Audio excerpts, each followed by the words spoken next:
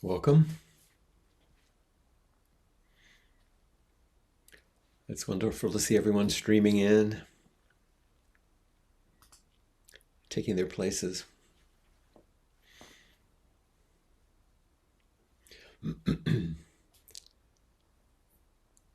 Please enjoy the sound of the bell as we begin to sit.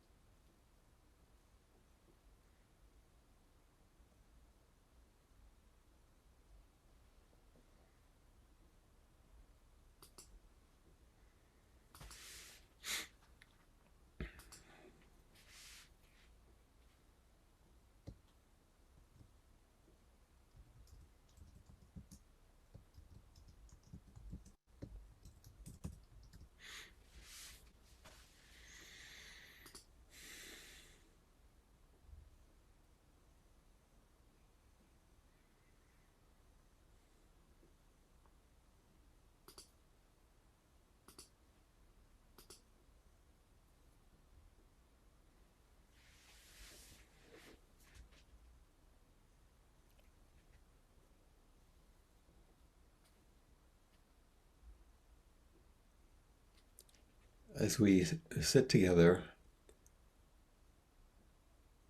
I might encourage you to just very gently and softly allow your attention to rest on the breath, as is common.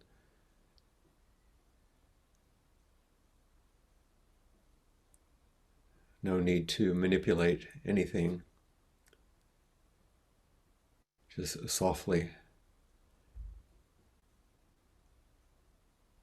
attending to the breath. And I am suggesting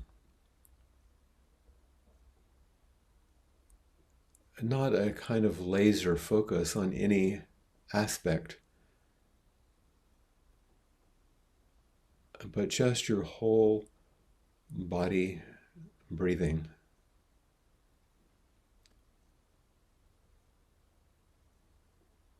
Wholeness of your body breathing.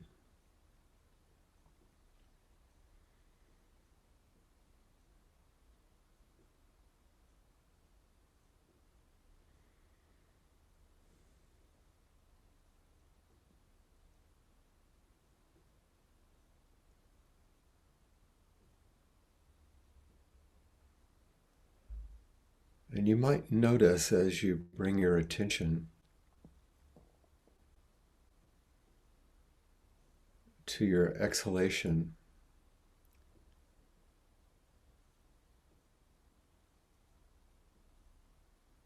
no need to capture one, they come in a rhythm.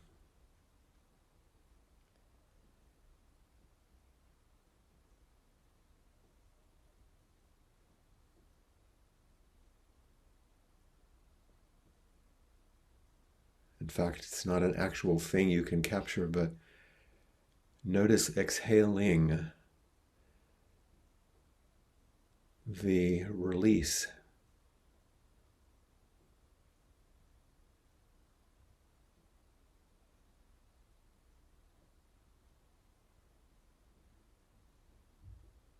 Maybe your surrender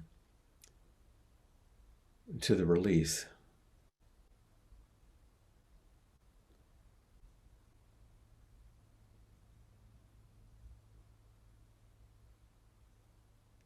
The body exhaling on its own.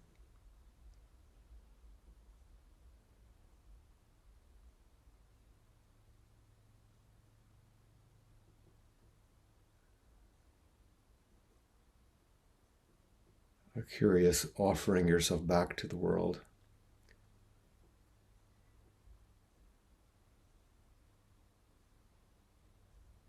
Just surrendering to each release.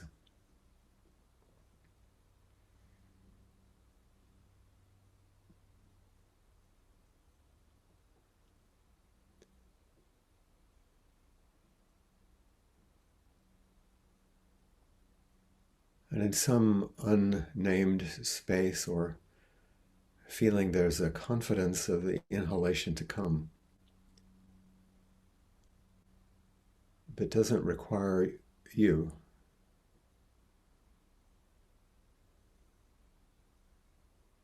As you surrender to the exhaling time and time again.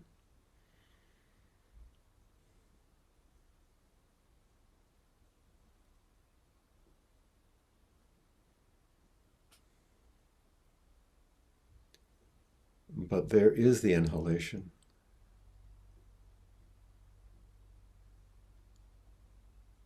It very gently rises up from your belly.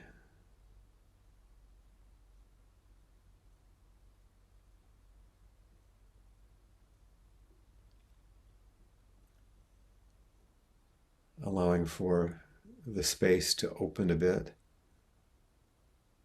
Maybe just a gentle breath.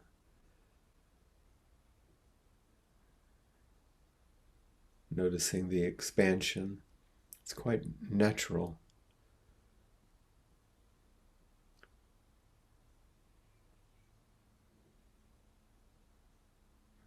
Freely taking in the world.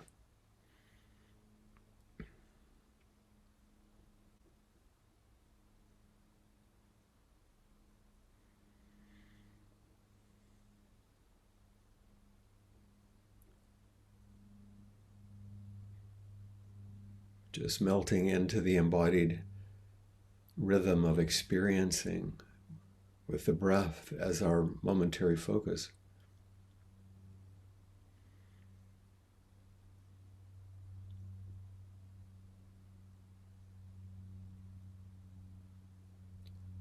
Unable to distinguish what comes first or what comes second. There's just the fullness of releasing and surrender, opening and receiving together, rhythmically.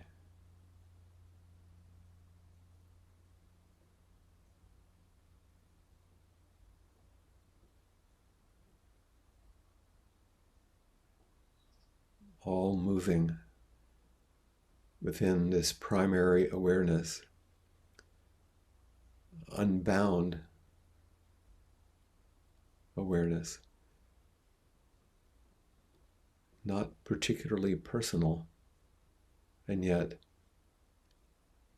it moves with and as your body, freely open and alive. This is aliveness.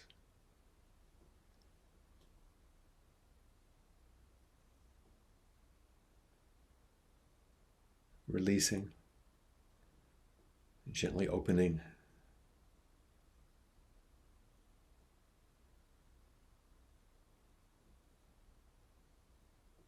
Surrendering to the world, receiving the world.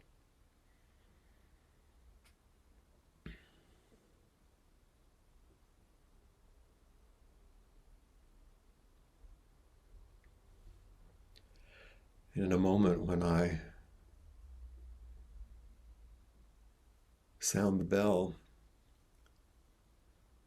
we'll use our breath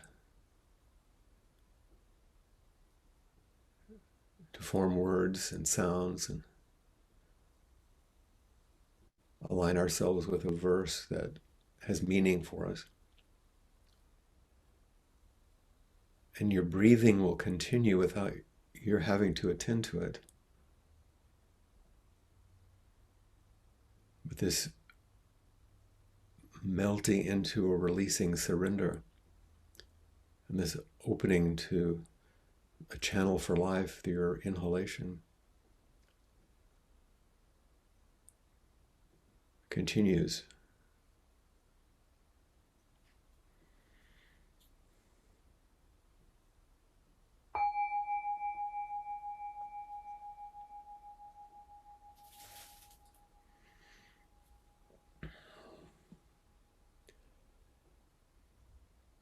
Vast is the robe of liberation, a formless field of benefaction. Wearing the universal teaching, I realize the one true nature, thus harmonizing all being. Vast is the robe of liberation, a formless field of benefaction. Wearing the universal teaching, I realize the one true nature, thus harmonizing all being. Vast is the robe of liberation, a formless field of benefaction. Wearing the universal teaching, I realize the one true nature, thus harmonizing all being.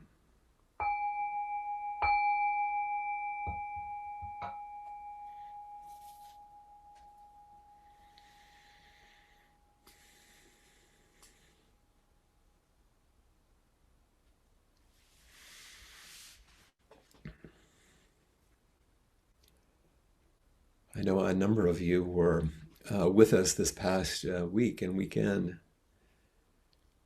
in the meditation intensive in our retreat, as it were, at home, and where we focused on silent illumination and this, and on the embodied reality of experiencing as the essence of sitting. And there were some things I've been, reflecting on, even if you were not in the intensive. Hopefully you got a little taste in our sitting and the invitation to instruction. And from the teachings of Huangji, then expressed by Gyugo, and the commentary that we were using as a teaching, he speaks about the foundation of the practice being the confidence that we are already enlightened, which is another way of saying that freedom is our natural state.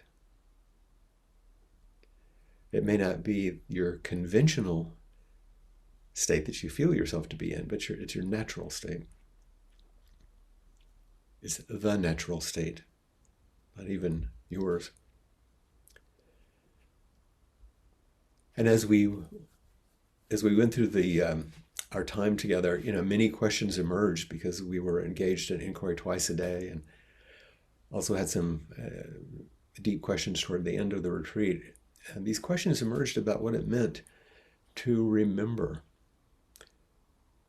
and realize our true nature as awakening.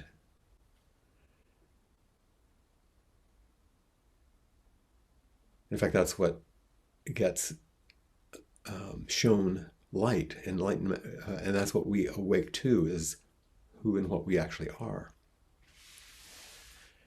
And we spoke about this release, like in the breath, releasing into a larger container, so that, because life energy is looking for a channel through which to flow. And so these are things that I was just remembering and reflecting on, these central teachings from silent elimination. And then yesterday, in a practice discussion group, one of our wonderful students from Madison, Bonnie Trudell, brought some prompts, and she brought some poems. And one of them was from a very famous Japanese poet from the 12th century, Saigyo. And there's a form of poetry called a tanka, which is a traditional Japanese poetic form. And in fact, Saigyo was such a master of this form, he influenced many of the later haiku masters like Basho, who you probably know, and Hakuin, who took up some of what Saigyo set in place in a new form. And it's interesting to know that Saigyo became, he went into the monastery when he was 23, because what was happening at this time in Japan was there was a transition from a very brilliant kind of open time in Japanese history and politics. And at that moment, things were passing into a darker time and a period of civil war in the later half of the 12th century. And we feel ourselves in kind of a difficult place. So this is the poem, a very brief poem that Bonnie brought to us. And for many of you who live in colder climates than I do, this will resonate. Ice, wedged fast in the crevice of a rock. This morning begins to melt. Under the moss, the water will be feeling out a channel.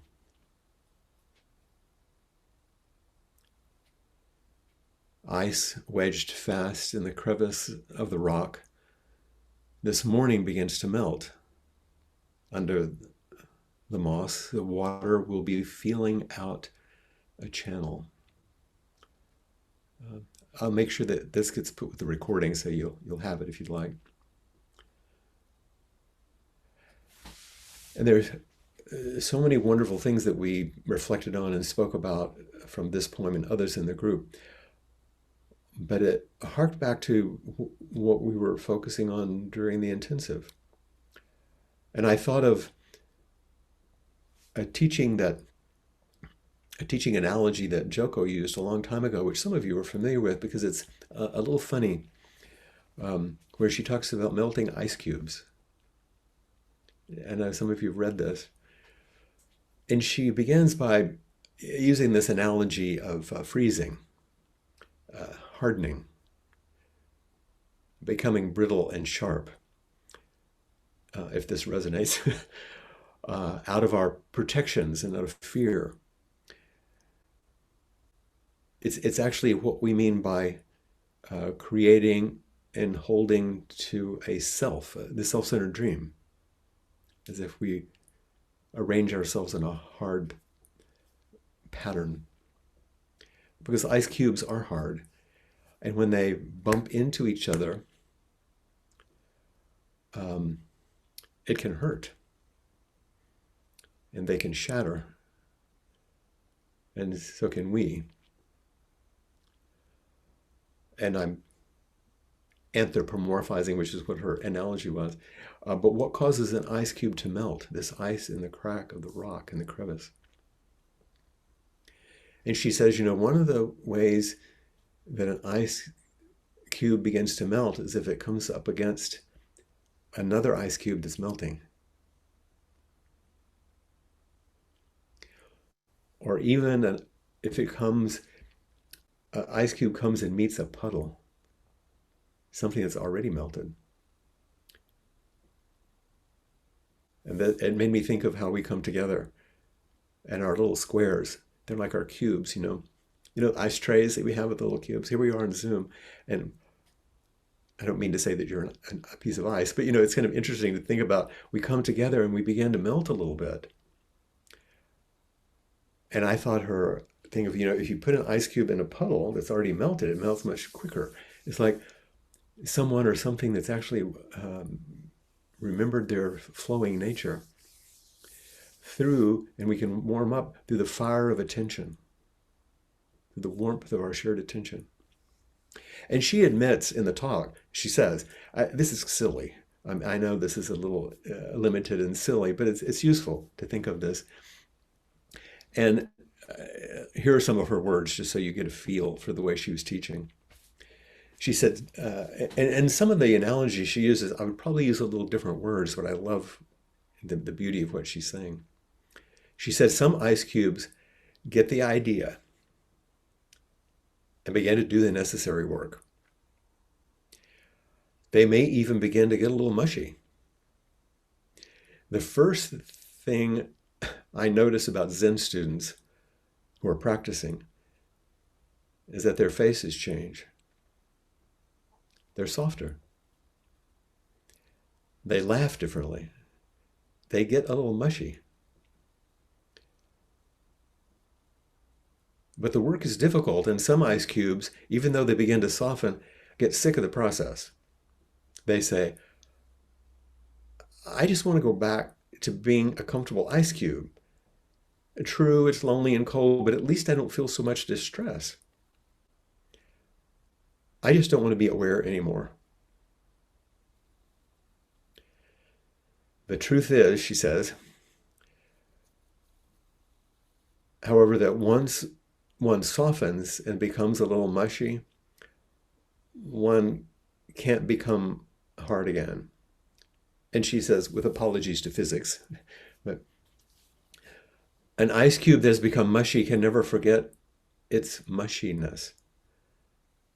That's why I say to people, don't practice unless you're ready for the next stage. You can't go back. Once we start to practice, once we are a little mushy, we're a little mushy, and that's it. Even if you only melt slightly, others around us soften too. It's a fascinating process, she said. Perhaps all we can say about practice is that we're learning how to melt.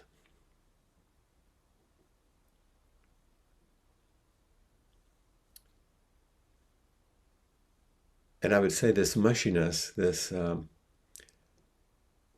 statement she made about students saying, I don't want to feel this much distress. I would say she's speaking about the vulnerability that comes with the melting. Vulnerability is possibility. And clinging to habits of protection bars or obstructs possibility. And gently softening is possible. We know this. We see it in each other. We hear it. Gently softening is possible without innate violence, without trying to, do something, because it's our natural state. And it helps to have a teacher, a friend, a sangha, to have these relationships, because that's like a bowl in which to puddle. You need to be held. A container, a channel through which to flow. That's what we become for each other. Ice wedged fast in the crevice of the rock this morning begins to melt. Under the moss, the water will be feeling out a channel. And the other teaching that Joko offered is about this channel, about a bigger container, which we spoke about in the retreat. She begins that talk by mentioning that we could step back and observe. It's a bit about witnessing. We also call it sometimes, unblending from what we're caught in with open awareness. And she talks about the things that keep us contracted, kind of like frozen. The sort of pride, anger, self-referencing, self-centeredness, fear, the freezing. But sometimes we say these are our embodied, parts of us that split off and we hold to self-centered dream. And in her language, she does point to the essential practice of experiencing, not just witnessing experience, a subject and an object, but the full experiencing. This is feeling out a channel. Here are her words. She says, what is created, what grows, is the amount of life I can hold without it upsetting me, dominating me. The amount of life I can hold without it upsetting me or dominating me. At first, this space is quite restricted. Then it gets bigger. It's bigger still. It need never cease to grow. And the enlightened state is that enormous and compassionate space. It's not what fills the space. It's not some new and improved consciousness that you move from. It's the space that's always and already present that we feel our way into in this remembering. And she says later in the talk, this practice of making a bigger container, and you can't see it in the way I've copied it, but at this point in her talk, when she says bigger container, she capitalizes the two words. This practice of making a bigger container is essentially spiritual because it is essentially nothing at all. A bigger container isn't a thing. Awareness is not a thing. The witness is not a thing or a person.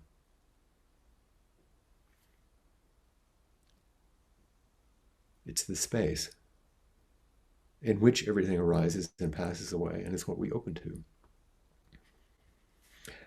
At first, it may seem like, this kind of melting or this change is happening mostly out of our awareness. Others might notice it before you do, because we walk around feeling all of our, frozenness or difficulty, tangles. But as we practice with others, and you know this, you can see on the screen, you see the softening, and you hear it in people. And then we reflect it back, like I spoke about last week in the mirror, so we can help each other remember. That reflection is part of the fire of attention that helps us melt. This is under the moss. We may not exactly see it, but in the crevice in the rock, under the moss, the ice begins to melt and it seeks out a channel. We may not see it, but we know it's there. It's our true nature to melt and to flow.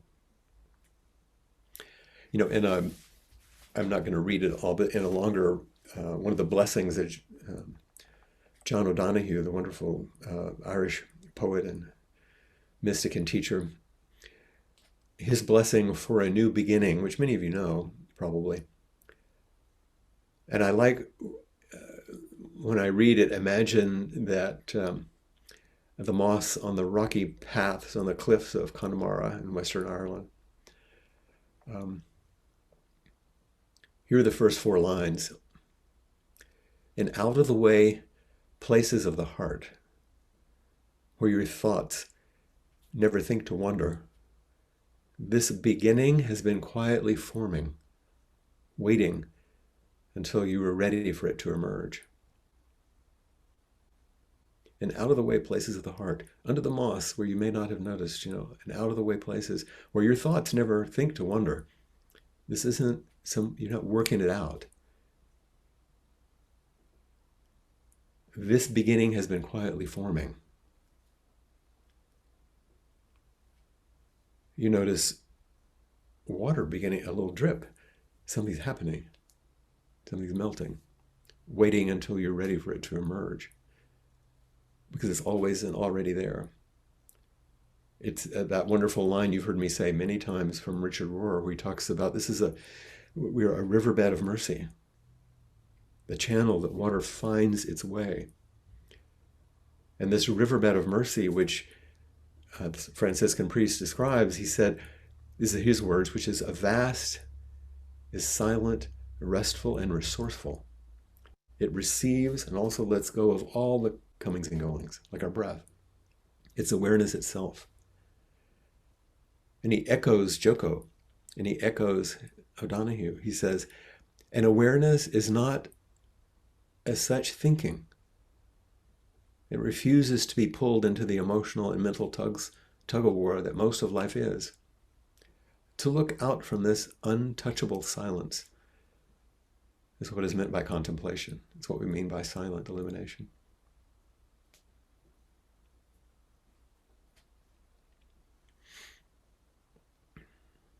Ice wedged fast in the crevice of the rock, this morning begins to melt. Under the moss, the water will be feeling out a channel. So, how do we untangle? How do we soften the clinging?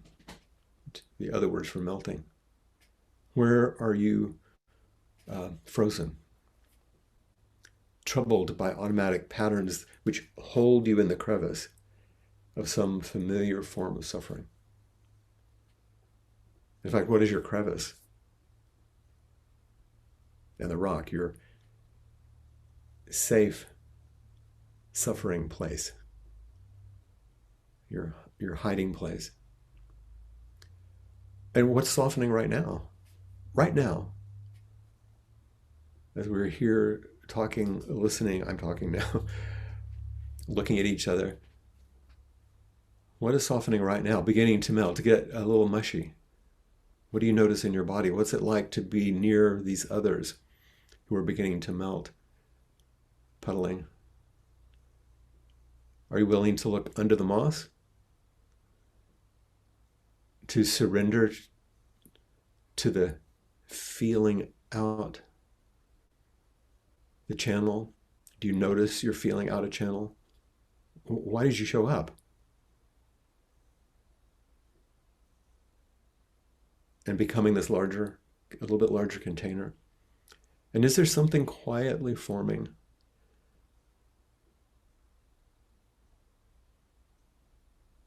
Waiting?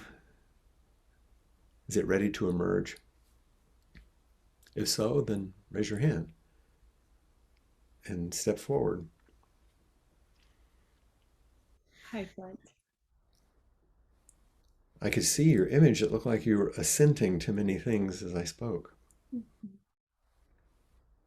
Yeah, yeah. The poem is so exactly what is happening in my heart. Um, I've been reflecting on all the past head students, all the previous head students, and not even I'm not trying to, but it's like little flashes of memories of everything um, they've said or showed me, or I think of Robin and timely word that she said to me when she was head student. I think of Rupesh and the way he banged the Staff. Mm-hmm. I think of Todd and the way he bowed and walked around the circle. I mean, it's almost like little photographs, little images, little memories. Eileen and They're in Kathy, you. They're in you. they're in me. And you were in And, them. and and they have begun to melt me. Mhm. And it feels like everything else just falls away, and all that's left is just this gratitude that keeps pouring out of my eyes. Right. Melting. That's the melting. And the releasing is that surrender I ask you to feel in your own body and your breath. And how much vulnerability offers this possibility. And some of this, you can feel strongly, but boy, you don't feel it quite like you feel it until you go through that small scripted ceremony of entering as a head student, huh? It's as if you're stepping through something. Yeah, I wanted to say thank you on Sunday, and my tongue was so tied, but I needed to say thank you to Mhm. you right now, and everyone. And welcome to your own heart.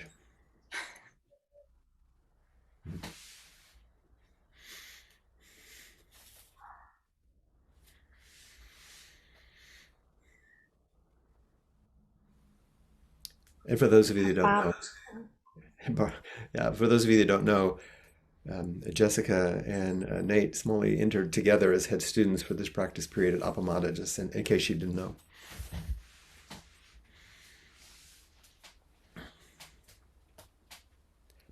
Hello, Barb. Hi, Flint. Okay, I'm unmuted. Yeah. Whoa. Whoa, I know. Yeah, there's a lot of ice here right now in Wisconsin. And I have some- Fraught just sent me some gorgeous pictures yesterday of the way it, does its thing. It's amazing. Hmm. And what I've been kind of contemplating lately is the fire and ice, the sun on the ice. Hmm. And the first thing you said about coming forward is I can't even remember. There was a melting in me, like I want to, but Hmm. Hmm. there were these other parts of me saying, today is not a good day. You don't look the best. All those kinds of things, like you were talking about last week.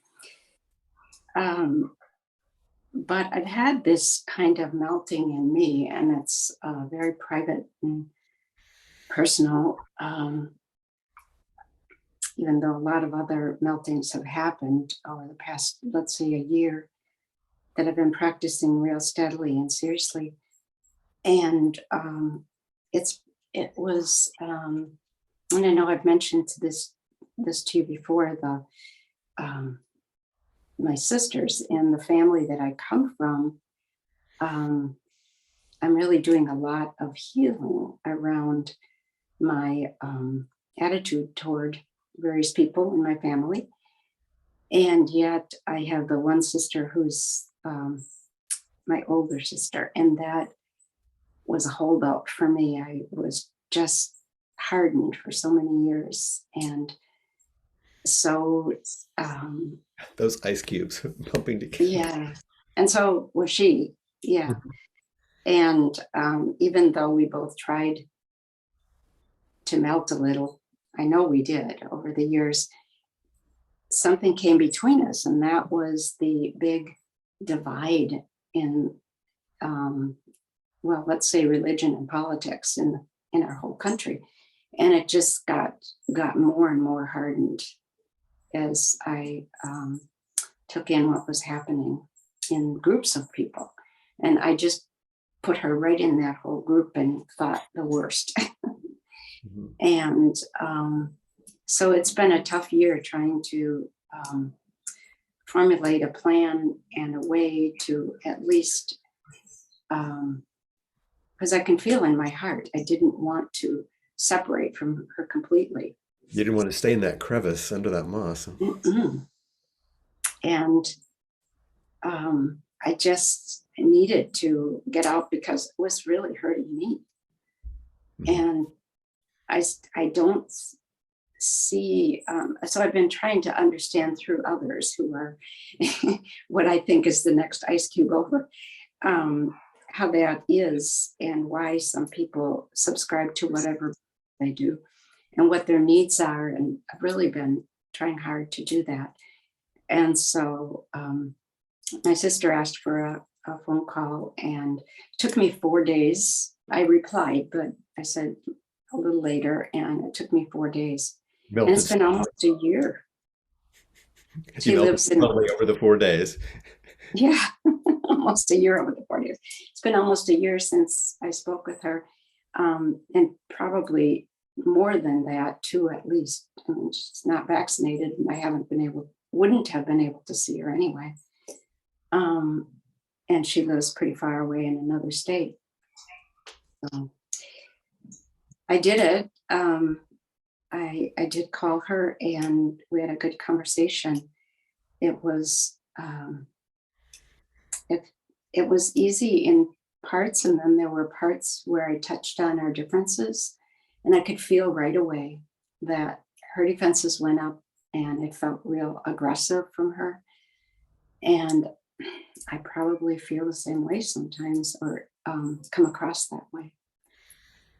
So even just talking about it now feels like it reinvigorates how difficult it was. And yet I just had to come out and say, if it wasn't for this practice, and if it wasn't for understanding a little bit better and feeling vulnerable with others in my group, my practice group, and with you, as a teacher, which I love that bigger container, Mhm.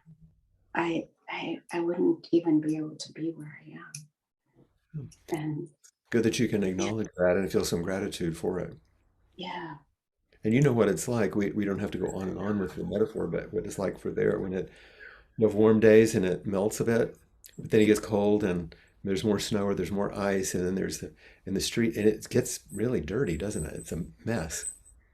mhm, Like when you and your sister meet, you thaw a little and then you freeze again, and then you run over each other. It gets messy. But if you just stay with it, keep practicing. yeah, and I'll know what to say. So many times I think I just have to be honest, and then Just be, I, just be, just be kind.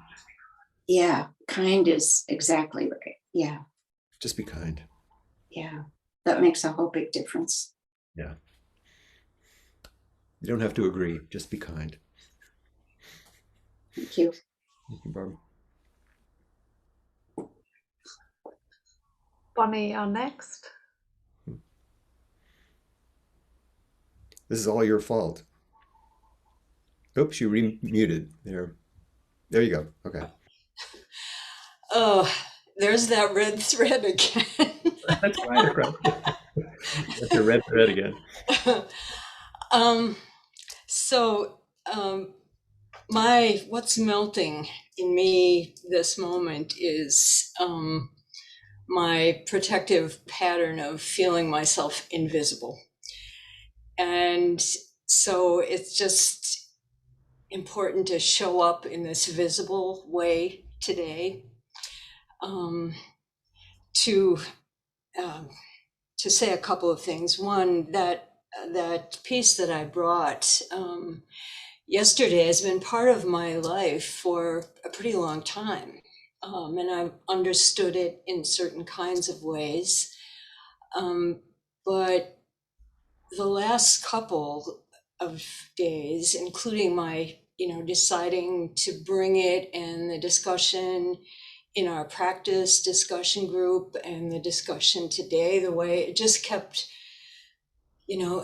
getting bigger and bigger and bigger in terms of its meaning and my ability to, or my openness, perhaps not ability to discerning, where it fits in who I am. Because you're getting bigger and bigger as you stay with it. Yeah, Not in a yeah, personality way. You're opening to the space that's your true nature. So I'm mainly wanting to express a great deal of gratitude for being in this puddle with with with others, in in the various forms that this practice is taking. So I just want to say thank you. And I also want to add one more piece. Y- Your concern was there's a tendency, a habit of feeling invisible. Is that right? The word you used? Hmm. There are invisible Buddhas and there are visible Buddhas, but they're no less Buddhas. There are times when you'll be visible and times when you'll be invisible. But don't forget that you're still a Buddha. That's still the case. Thank And you. thank you so much for bringing this so that, because I didn't know this poem and it really helped pull together some things that I wanted to speak about today. So I appreciate it very much. Well, I appreciate the way you pulled all of that together for all of us today. It's lovely. Thank you. We'll continue puddling. Okay. Have Emily next.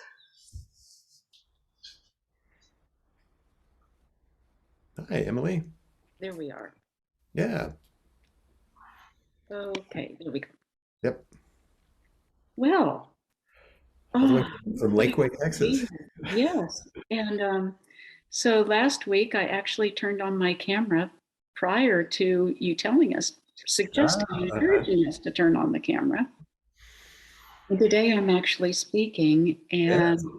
um, I can really relate to what Bonnie was saying, and the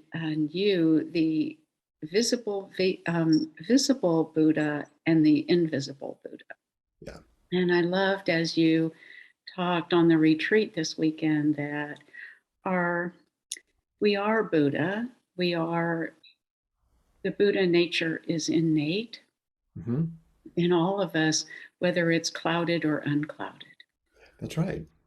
And yes, and I love the analogy today of the ice cube. Ice Cube. That's a good one, isn't it? It's kind of fun.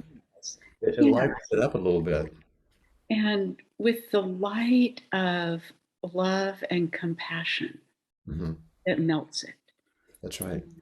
And for me, being aware of the fear, the sadness Yeah, that just needs to be touched. that's right. And I'm feeling so deary because this retreat was so powerful Hmm. in so many ways. I loved the practices, Yes. really moving into the body, and Peg's first meditation on, you know, following the breath, allowing the body to relax. And after the recording, I went back and recorded it on my phone and then have used it as an Mhm. entrance into my meditation periods. Mhm. And and then yours today, after it's recorded, I'm going to go back. You were talking, I thought, I wish I had my phone on and could It'll be there. record it right now. Oh no, it's going to be recorded. I can get it again later. Yeah. Um, I'm just so grateful. I felt such a deep connection with the teachings, with the people. Mhm. I'm so grateful that we reconnected um, Yes. a Yeah. year ago, Mhm. and now connecting with this community. I'm just really pleased and looking forward to deeper connection Good. with the Good. community. And as you were saying today, that ice melting and seeking out a channel. Mhm. And I know that we are all channels for the great mystery, and that is all that we are. Exactly. And Exactly. it's innate. It's innate. It's You our have to true create it. being. Just Our open to it. It's a little it's sentimental, but I had a thought as you came on. All those years which you've done very deep practices with contemplative prayer, and I think of oh, it just went out of my head. Oh, Father Keating, in Snowmass, up in those mountains where I've been and hiked when I used to live in Colorado, and thinking of when the snow begins and the ice begins to melt and flow down. And I thought, oh, but his teachings flowed down and found channels, and you're one of those. And it's joining with this river Mm-hmm. Mm-hmm. easily, Yes. easily and seamlessly and powerfully. Yes. Joining with this river. And it's been a coming home experience. Wonderful. Well, welcome home. Thank you. And the new beginning that's been quietly forming. Yes, yes. Yes. A new beginning. Thank you.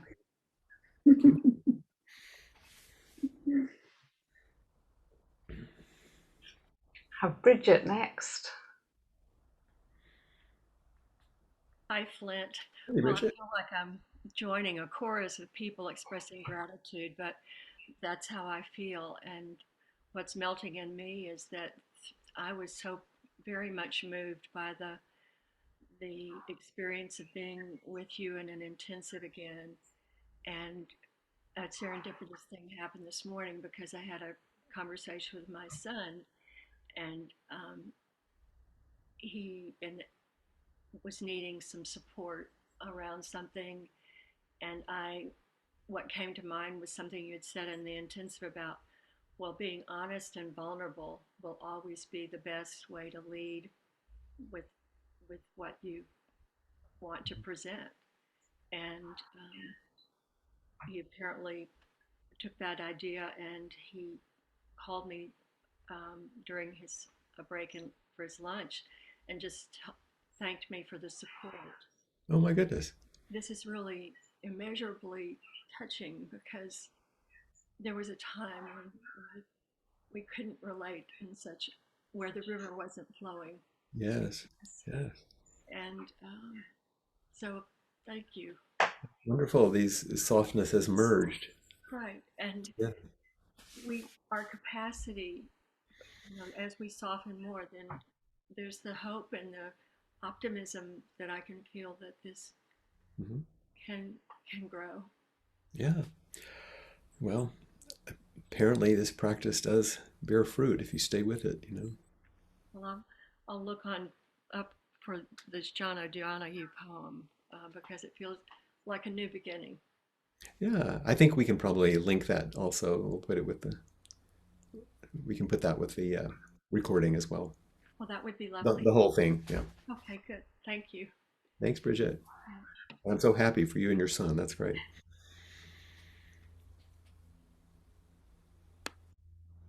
Have Sasha next.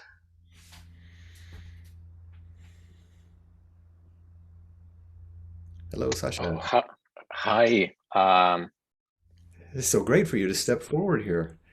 Yes. Well, the only reason I was able, well, the reason I was able to step forward and join, is because kids are learning at home, and I'm here at school. So, Oh, because I see that you're in your office. For those mhm. of you that don't know, he's a middle school principal. But so the kids are home now Yeah, yeah, because of for the the last several days. Yeah, Omicron.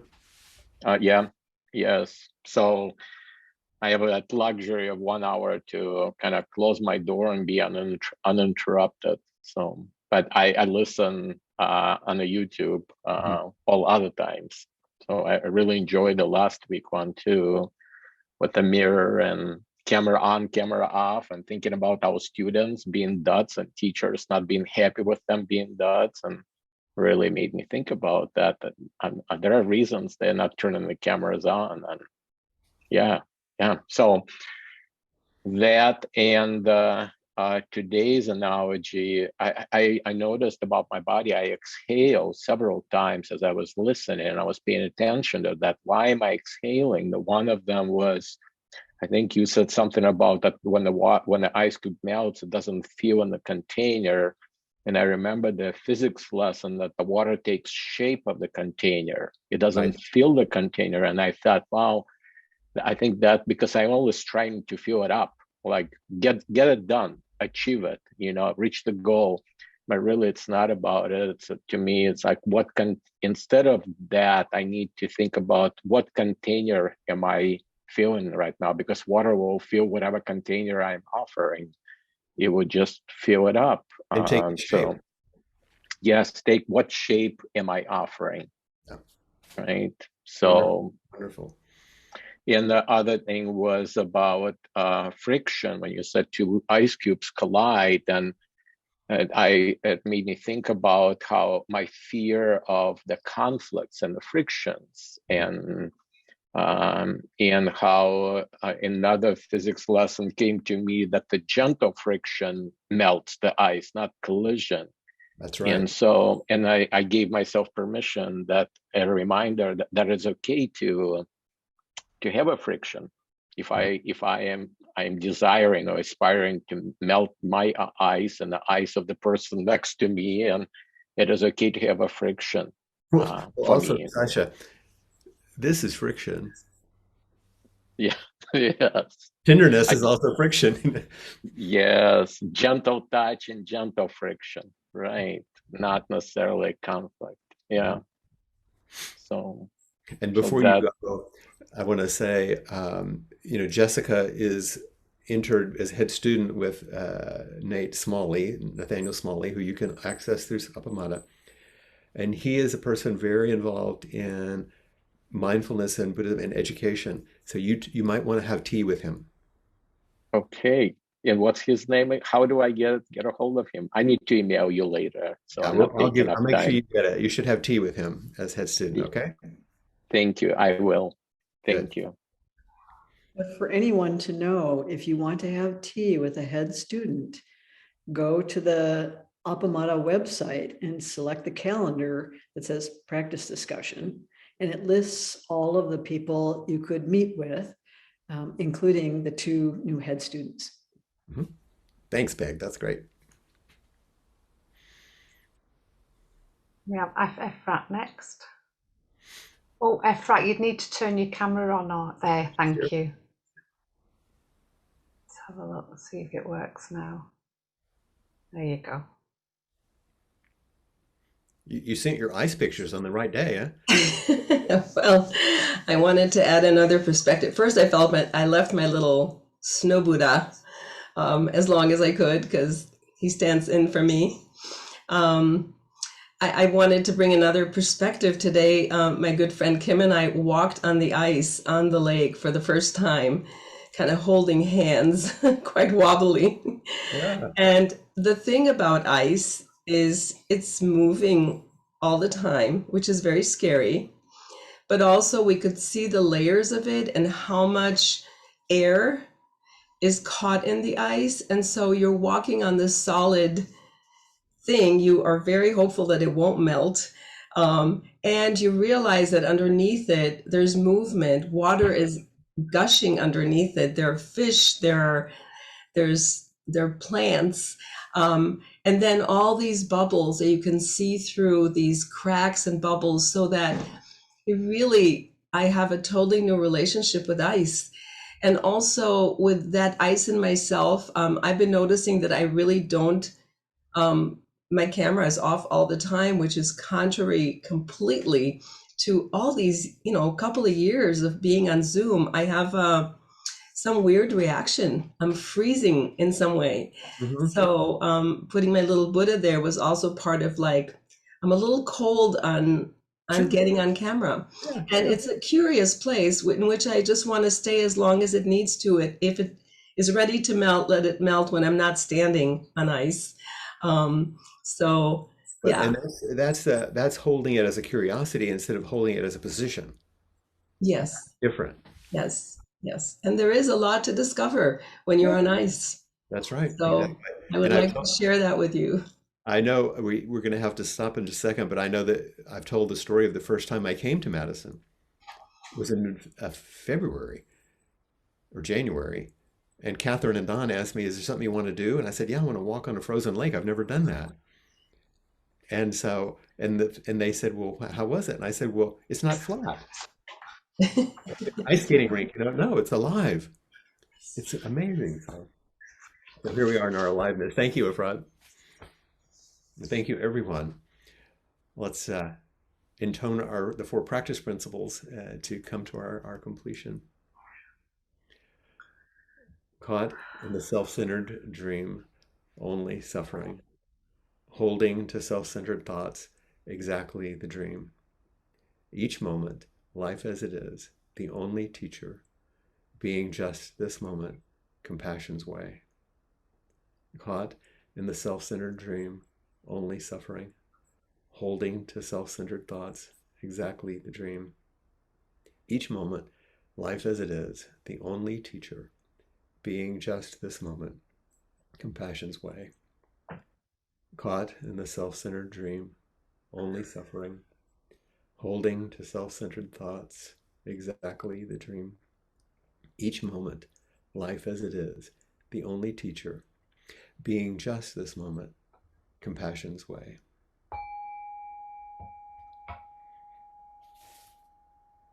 Thank you, everyone.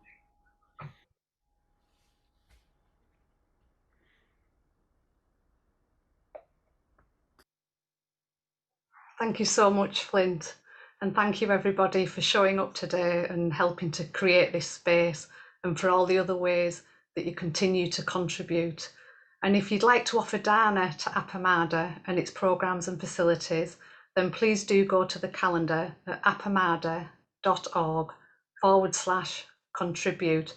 And here you'll find an opportunity to share towards teachers such as Flint and Peg, as well as the entrusted teachers such as Laurie, Joel and Todd, and towards other events and practice discussions. And please do take a look at the Appamada calendar, because there's lots of wonderful opportunities to connect and share on there. So thank you all so much. And if you'd like to continue to meet and share, then please do stay right where you are and join myself and others on the virtual porch for a further 30 minutes. Thank you all so much.